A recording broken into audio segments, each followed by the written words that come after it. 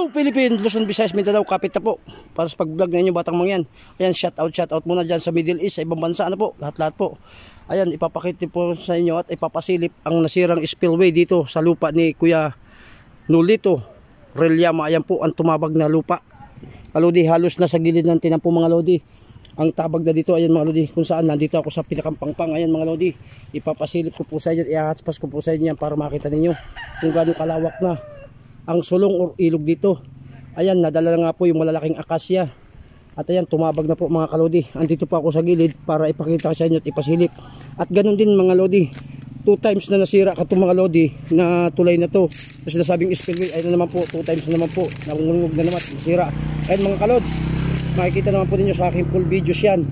Yan na naman makikita nyo na ang pakita ng batang mangyan. Ayan mga lodi, kung ano po masasabi ninyo dyan. Ayan, kaya nga, sabi ko may paparating na naman tayong bagyo. Ayan, paano pa ito kung may dumating na naman na sakuna na ganito, mauubos na ito mga lodi. Ito tabing-tabi lang po ng kalsada mga lodi. Ayan mga kalodi ko, tingnan naman po ninyo kung ano yung mga nakaharang ditong mga malalaking kahoy, mga akasya na tumabag. Ano po, ayan lodi, ang kanila namang pong kalsada ay naputol na naman. Ayan, kung kailan ay bagong-bago pa lang ito, ngayon naputol na naman mga kalodi. Ayan, nasira naman mga kuya. Ayan, tingnan niyo kung gaano ka excitement na naman ang ating mga pasilip sa inyo mga kalodi. Ayan, kung makita nyo mga kalodi, ang aking binablog na ito ay isang spillway mga kalodi. Ayan, sabi ko sa inyo, ang batang mangyan pag nag-vlog, kaka-excitement at hanggang kakaiba. Ano mga kalodi, kaya sabi ko nga dyan sa mga ka-vlogger ko, tulungan niyo ang batang mangyan vlogger para makita ninyo kung gaano katindi ang aking mga pinapakita, mga binablog kung saan lugar.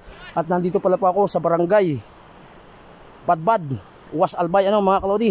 Ayan mga lodi, at ito nga sasabihin ko sa inyo, pasilip ko naman sa inyo. At ito ba hindi po nadadaanan, hindi ko lang alam lodi kung saan ngayon umiikot ang mga sasakyan dito, dahil ito nga putol.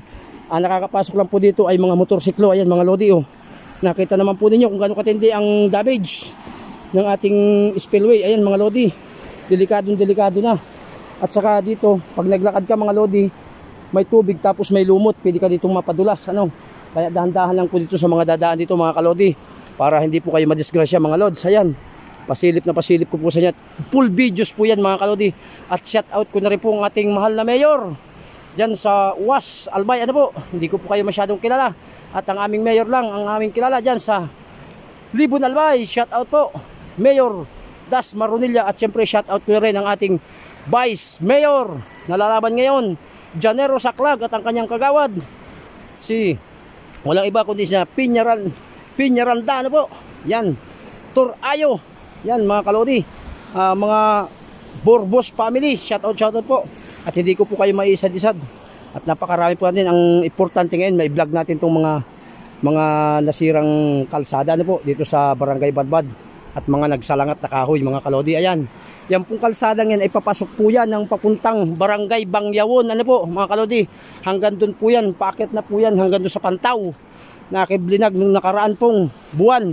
Mga lodi, ayan po, pinasilip ko lang po sa inyo yan. Ayan nga po, sabi ko sa inyo, may-ari po itong lupa na to ay ang family Rellamas, ano po, si Kuya Nolito Rellamas. Ayan, kitang-kita naman po ninyo kung gaano laki ang damage mga lodi. Ayan mga lods, nakita nyo, may nagliligo na nga dito mga lodi. Ayan mga kalodi, oh. At napakalalim na, nabunbunan na yung mga ilalim mga lodi. Shout out na lang po sa lahat. At ingat-ingat sa mga kababayan natin, Luzon, Visayas, Mindanao.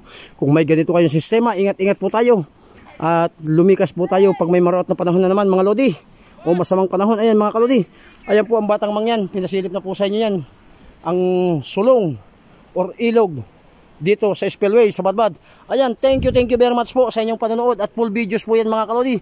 At sabi ko nga po sa inyo, ingat-ingat po, in God we trust. Tatong lahat, at lahat kayo dyan sumabi, hello Philippines, mabuhay po kayo, bye bye.